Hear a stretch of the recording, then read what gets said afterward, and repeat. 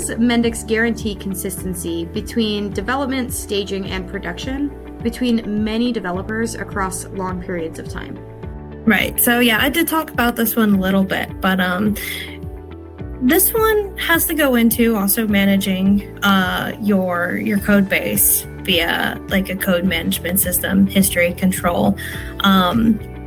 And Mendix is just like any other environment where a lot of it falls onto you, the person, to adhere to common sense and best practices. So when we work in a project, we try not to commit 500 changes at a time.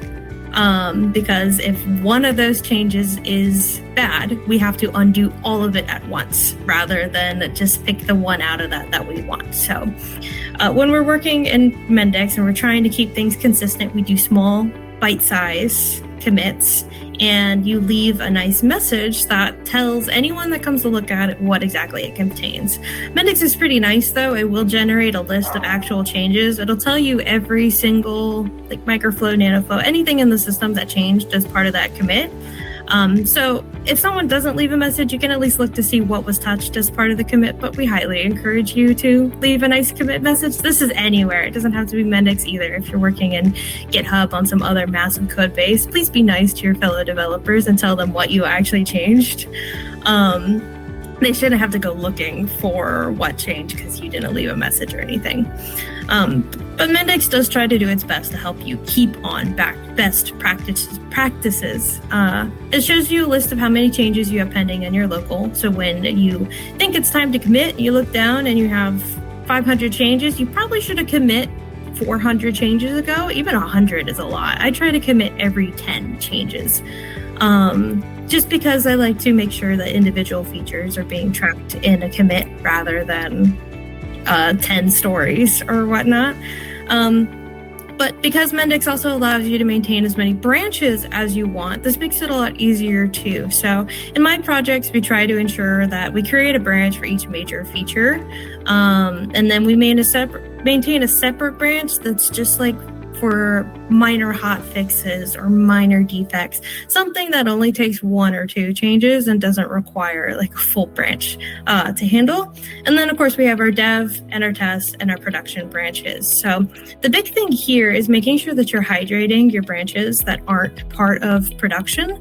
Production should be your standard record. This is like your gold record. Everything should come based on what is currently in production.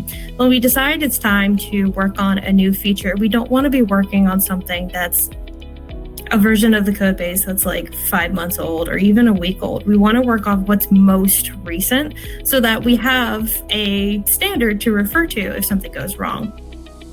When you create a branch in Mendix, you generally can pick any branch to create a branch off of, but we default to mainline, most recent.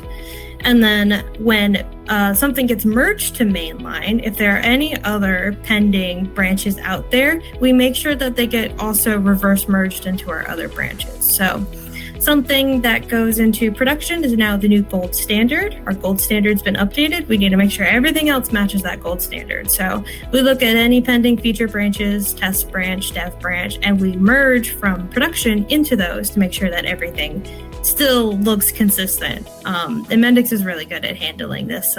Merges in Mendix are really easy to do, and they're really easy to undo if you do something wrong, which is a big relief. I mean, I can't think of any developer that hasn't merged something into main and then immediately freaked out because they weren't supposed to do that.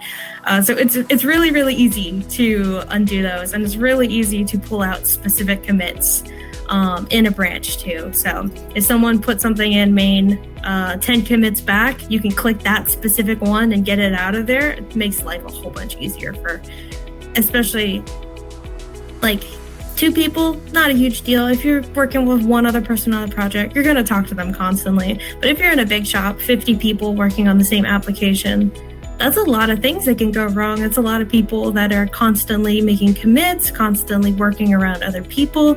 That's a lot of people that have to be on the same exact gold standard. So so long as you have, good practices, even if it's just one person that makes sure that they are maintaining and hydrating the branch lines, you save yourself a lot of headache. But if you're not, Mendix at least gives you the tools to get yourself out of a hole if you did an oopsie somewhere. I like the developer oopsie where you're like, oh my gosh, the panic of getting it back. Every single developer has done it. If they haven't, they're lying to you. Every single person has done something in production at some point that needed to dig themselves out. Yep. Yeah, it happens to the best of us. I think that even spans like past development. I know even in my roles where I'm not a developer, I've done things and I'm like, oh my God, get it back. Don't do that. Yeah, I mean, that's just part of being, human. We mess up all the time. It's like, so long as we have the tools to make it so that our mess up isn't catastrophic, then, I mean, there's nothing to be afraid of.